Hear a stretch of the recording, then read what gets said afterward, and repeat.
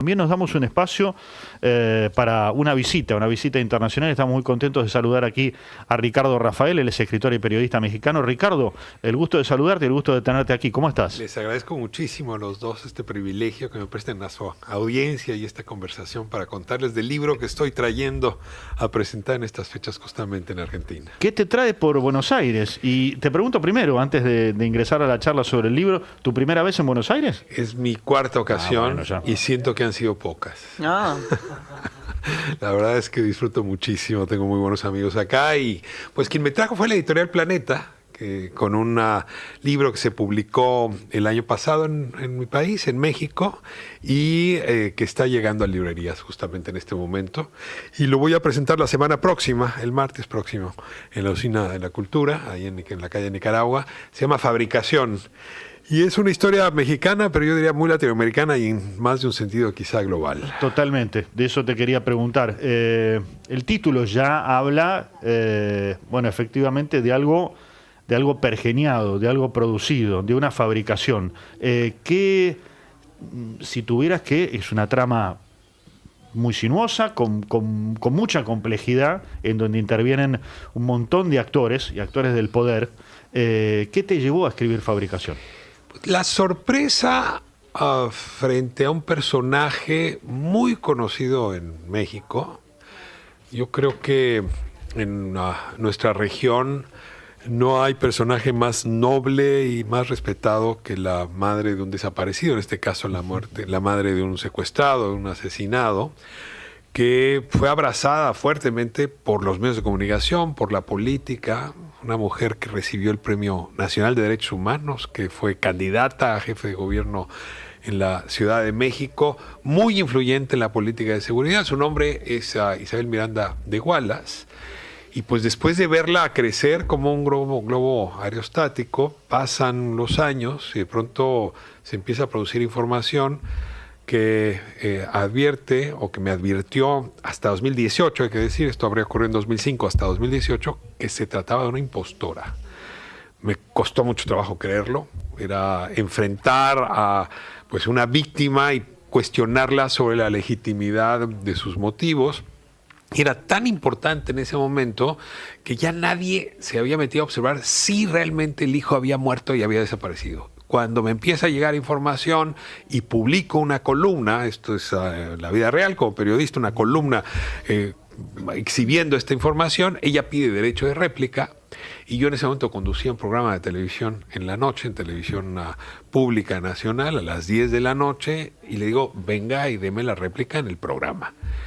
Y cuando se presenta, yo digo, algo debe estar mal en la información que me entregaron. Y ahí tenemos una discusión que, por cierto, está en YouTube, que es un programa que se vio muchísimo, donde yo le empiezo a presentar esta información, ella la refuta, es un momento bastante tenso. Y la información en concreto que ella me refuta tiene que ver con la paternidad biológica del hijo. El hijo se llamaba Gualberto Wallace. Y pues resulta que nunca apareció su cuerpo, nunca aparecieron sus restos, pero apareció una pequeña gota de sangre en un baño. Y cuando la autoridad hace la confronta de ADN, resulta que esa gota de sangre tiene coincidencia en un 99% con el señor Wallace. Nada sorprendente que Gualberto Wallace tenga coincidencia en su sangre con el señor Wallace. Pero la duda que a mí me habían presentado es que el padre biológico podía ser otra persona. Y entonces yo le presento actas de nacimiento, digo, pero es que aquí dice que Gualberto realmente no es hijo del señor Wallace. Ella monta en cólera, se defiende, se acaba el programa y 3 días después me habla un señor, Carlos León Miranda, y me dice, yo soy el padre biológico, soy primo hermano de la señora, me casé con ella y tuvimos a Gualberto, luego me divorcié y después el señor Wallace le entregó su apellido. Entonces yo ahí me doy cuenta que me ha mentido en televisión nacional, en televisión pública, y digo, ¿qué otras mentiras no habrá? Y ahí empieza una larga investigación de 5 años, donde pues acabo demostrando que el hijo no solamente no murió, hay evidencia que siguió vivo y probablemente sigue vivo hoy todavía. Probablemente siga vivo hoy. Pues hay mucha evidencia de que no murió, esto habría sido del 11 al 12 de julio de 2005, porque hay llamadas telefónicas, hay uso de su tarjeta de crédito, porque se encuentra con la madre de su hija, porque se encuentra con sus novias, se encuentra con sus amigas. Es decir, hay mucha evidencia. Y yo tengo evidencia todavía de movimientos de él hasta el 2018. Así es que sí, me arriesgo a decir no solamente que no murió, sino que hay rastros muy recientes de su existencia. Ricardo, como periodista, ¿sentís que es tu obligación desmenuzar esa historia, llegar hasta el centro, encontrar la verdad, corregirla, ir por ella y, bueno, plasmarla en una investigación? Te confieso que, de un lado, como periodista, pues darte cuenta que una mentira pública de esta dimensión no es una mentira que yo te conté a ti o que nos contamos en una pareja o entre grupo de amigos, es una mentira nacional, nos la creímos todos. Entonces, en efecto, ahí hay relevancia periodística. Pero hay un segundo argumento, Carla, y es las víctimas. O sea, esta mujer no solamente denunció el secuestro y la muerte del hijo, es que presentó, ella personalmente, detuvo personas, se las entregó a la policía, 6 de ellas, de las cuales hoy 5 continúan privadas de la libertad 20 años después. Entonces yo te diría, también por el tema de la injusticia con respecto a quienes en su momento fueron señalados como victimarios, pero hoy te podría decir son las víctimas, tuvo toda la importancia de dedicarle 5 años a esta investigación. Ricardo, para tomar dimensión del hecho, cuando es ideado por esta mujer, la repercusión que tiene en México. Me refiero a carteles que hablaban de la búsqueda, de la necesidad de, de que la sociedad lo visibilizara, con una maniobra que evidentemente contó con el apoyo de otros factores de poder. Pero me refiero a que fue un hecho que generó mucha atención en su momento.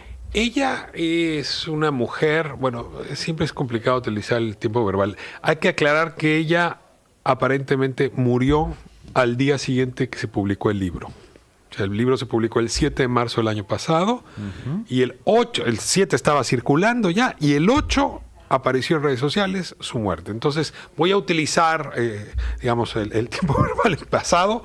Ella fue una mujer muy poderosa económicamente porque se dedicó a empresas de publicidad, concretamente esta gigantografía, estos carteles inmensos que recorren la Ciudad de México, y aprovechó estos carteles para denunciar a estos supuestos secuestradores.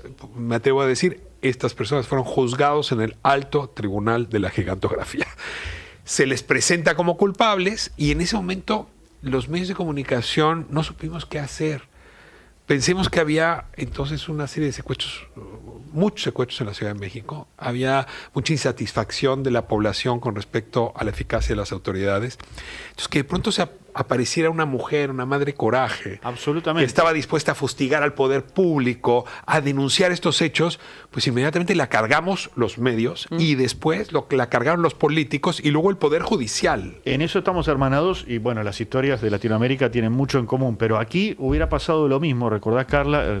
Recordamos con la audiencia un momento de la Argentina en los años 2004, 2005, 2006, donde se produjeron una serie de secuestros muy importantes, en donde de repente una historia como esta hubiera sido totalmente plausible, porque estamos en un momento también parecido de personas en las que sobre todo bandas delictivas que habían trabajado enfocadas en hijos de empresarios, sí, fundamentalmente, con hechos de secuestros de mucho tiempo, personas que en algunos casos fueron halladas con vida y en otros casos sin vida. Pero fue un fenómeno muy parecido al que vos estás contando, un contexto muy parecido. Entiendes muy bien en esa circunstancia la idea de que hubiera una ciudadana que no estuviera metida en política. Claro. Que fue una madre que además pues en nuestra cultura efecto, es muy importante. También digo yo de la madre que busca, ¿no? De la figura materna y además, claro, buscando. Es fuerte. Carla, yo creo que ahí es donde yo me topo con el mayor agravio, ¿no? Porque insisto, o sea, no hay personaje más noble en nuestra cultura, en nuestro continente, que la madre buscadora. Usurpar el papel de una madre buscadora. Terrible. Así es. Delirante. Infame, es delirante. Pero claro, también era delirante dudarlo, ¿no? ¿Cómo te atrevías a poner en duda? Y una culpa, ¿no? ¿Cómo uno se atreve a dudar de eso? Esta conversación... Y de hecho tuvo sus costos para vos. O sea, perdóname que te tutee, pero digo... Por favor, lo puedes hacer. Que también hubo figuras importantes, máximas autoridades, que justamente por vos poner en duda esa verdad también te generó inconvenientes. Sí, no te niego. A ver, cuando... Yo creo que llevo 25 años, casi 27 de hacer periodismo. El momento más complicado fue esa conversación, porque he entrevistado, digamos, distintos personajes, pero entrevistar a una persona que la mayor parte de la población cree víctima, claro, y que yo dudo todavía en ese momento si es víctima o no, es un asunto complicado. Entonces, claro, puse los documentos que le fui mostrando, que le fui enseñando. Pasa el tiempo y cuando confirmo la información que me da el padre biológico, Carlos León Miranda, me da una serie de elementos, concretamente me dice de qué población vienen, entonces voy a esa población, hago la investigación, me confirmo que en efecto son primos hermanos que se casaron, etcétera.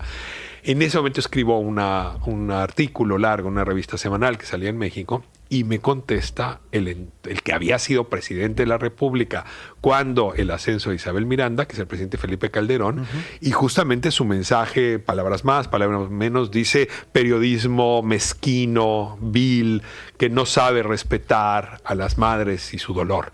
Y entonces le digo, presidente, ya no era presidente, pero le digo, presidente, en X, en eso entonces era Twitter, tiene usted que revisar con seriedad si no se equivocó usted al apoyarla. Él fue el que le entregó el Premio Nacional de Derechos Humanos.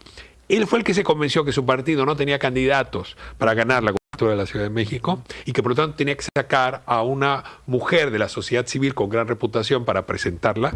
Y la verdad... Sí, una figura ganadora, indudablemente. Claro. Le fue fatal, por cierto, pero sí. Y ahora digo por qué. Porque se lanza a la política y cuando está haciendo campaña aparece que tenía un juicio pendiente por intento de homicidio. Si ella no hubiese presentado su candidatura, nadie nos hubiéramos enterado que 20 años antes tenía una acusación por intento de homicidio que había sido desechada por los tribunales, pero bueno, ya traía, en fin, una sombra que la venía persiguiendo desde entonces.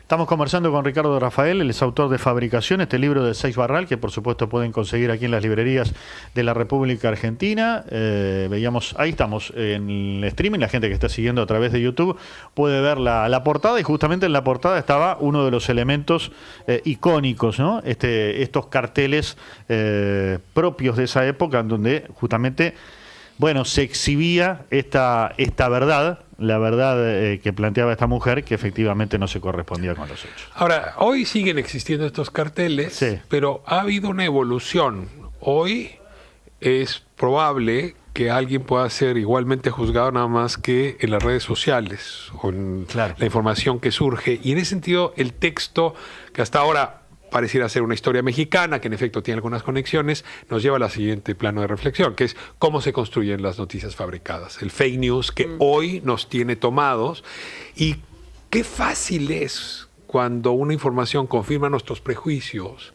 que salgamos a abrazarla. Entonces, en este sentido, creo que es un texto que nos ayuda a relatar esta época.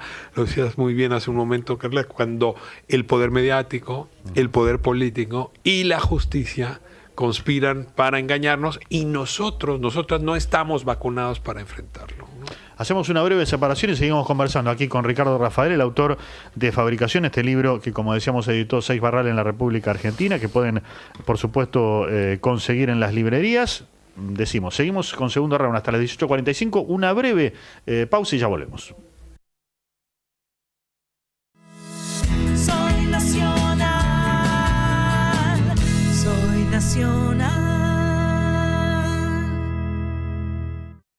Somos el campo que invierte y produce.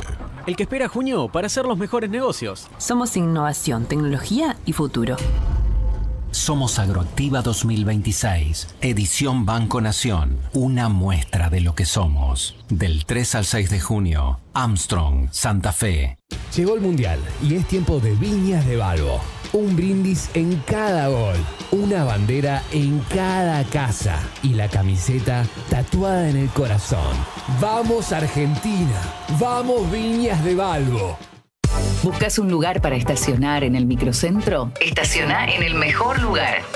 Te atenderemos con las más estrictas normas de seguridad. Cuidarte a vos y a tu auto es nuestra prioridad. Importantes descuentos por pago anticipado de estadías. Encontranos en Avenida Corrientes 677. Nos vas a reconocer por nuestro jardín vertical. Estamos sobre el lado izquierdo, a metros de Florida. Por miedo, Joaquín Galán no usa billetera, porque billetera mata galán. Deportes, música, espectáculos, noticias. Si pasó, está en el segundo round.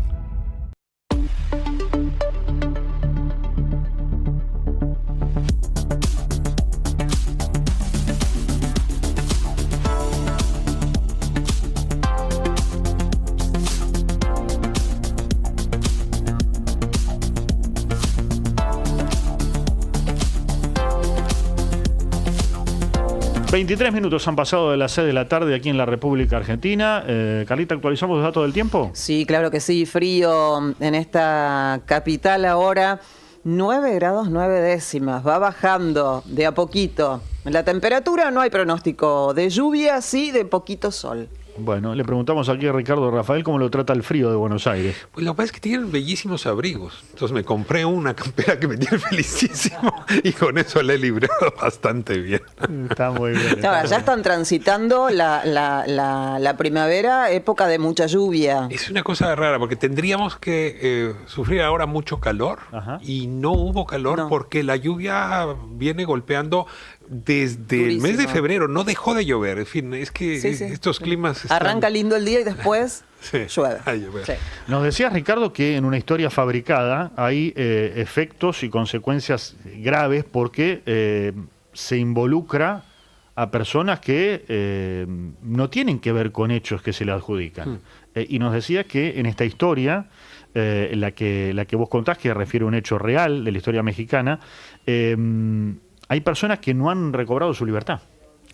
Aquí es donde de pronto el choque, digamos, entre el juicio de la opinión pública mayoritaria, construida en este caso y en muchos otros por los medios de comunicación, no tiene un recurso de corrección. En su momento, los medios tuvimos que haber tomado la voz de los familiares entonces de los victimarios que iban y tocaban la puerta de la radio, de los periódicos, querían contar su versión, nadie los escuchó. Porque en ese momento ella atraía a Isabel Miranda los reflectores de manera muy potente. Todo el mundo quería entrevistarla y nadie quería entrevistar a la contraparte. Bueno, ese es un error mediático que puede repetirse. Lo sorprendente es que pasados los años, cuando la información empezó a surgir, y se aportaron elementos suficientes para admitir que ahí había un error, los medios nos costó mucho, y a la fecha ha costado mucho trabajo que reconozcan el error cometido. De hecho, cuando se publica el libro, te diría, en medios pues más digitales, nuevos, ¿no?, que surgieron después de esa fecha, el libro se encontró vuelo y muy rápido encontró eco. Pero los periódicos, las cadenas de televisión y radio que entonces la crecieron, no corrigieron. Bueno, esto que estoy llamando el error mediático tiene su correlato en el Poder Judicial. Porque el Poder Judicial persiguió a estos supuestos victimarios al punto donde les han dejado 20 años en la cárcel. Hay 2 de ellos que están en prisión sin sentencia en primera instancia, porque claro, los jueces no se animan a sentenciar culpabilidad porque las pruebas son muy débiles, pero no se animan tampoco a dejarles en libertad, porque si los dejan en libertad cabría una sanción justamente de la opinión pública. El año pasado, en junio, o sea, meses después de la aparición del libro, la Suprema Corte de Justicia de la Nación atrajo el caso de una de las 6 personas, que es una mujer que supuestamente habría enganchado a este fulano, lo llevaron a este señor, lo llevó a su departamento y ahí es donde habría muerto y luego lo habrían descuartizado. La confesión que ella hizo es la que construyó el caso, esa es la prueba principal. Bueno, resulta que esta mujer, su caso lo revisó la Corte, y en junio del año pasado decretaron que esa confesión no se sostenía y por lo tanto dictaron libertad. Lo que yo me habría esperado es que de inmediato las otras 5 personas encontraran libertad también. Y sin embargo, no los han liberado. Porque a los sistemas de justicia les cuesta mucho reconocer el error judicial. Así como hablaba del error mediático y la dificultad de nuestro gremio, peor ha sido que los jueces reconozcan ese error. Hablando justamente de errores, en tu rol de investigador, de periodista, de escritor, ¿a quién se le perdona más la fabricación de algo? ¿Al periodismo o a un civil, digamos, a un cualquiera? Yo creo que en este momento nosotros estamos bajo la lupa, ¿no? Hay una discusión sobre nuestra credibilidad, sobre el trabajo que hacemos, hay sospechas de que estemos manipulados, pagados, porque pues desde el poder está siendo acribillado nuestro oficio, y esto nos obliga a pensar que la mejor defensa que tenemos es hacer más y mejor periodismo. Es decir, no voy a tirarme aquí como víctima, creo que para que el periodismo sobreviva a una época tan rara y tan complicada como esta, hay que hacer más y mejor periodismo. Ese es el desafío. Ahora, en efecto, la idea todavía de como del ciudadano impoluto, del que proviene de la sociedad civil, sigue siendo superior a todos los demás sistemas. Entonces, claro, cuando se da la noticia que esta mujer pudo haber fabricado, la caída de Isabel Miranda fue de muchos metros. Y en general hoy el público mexicano no le concede razón, sobre todo porque habría evidencia de que ella sí habría hecho esto para proteger al hijo, pero porque el hijo andaba en un crimen muy grave.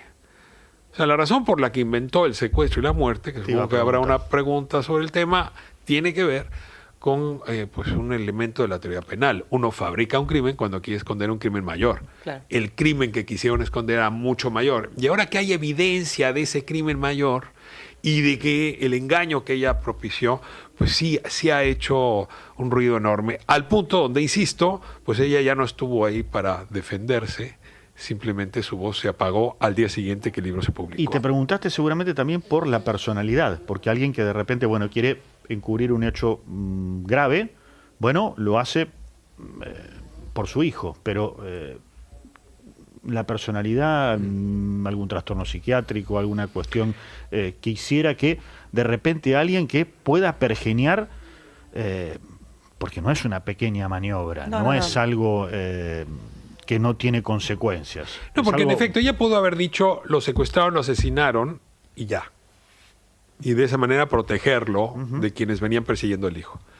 El tema es que para ser creíble inventó una banda. Y ahí hay gente de la vida real. Y lo que ocurre es que en ese momento, o por lo menos lo que yo alcanzo a mirar, no soy psicólogo, no estoy en ese ámbito, pero es el surgimiento de una persona muy cruel.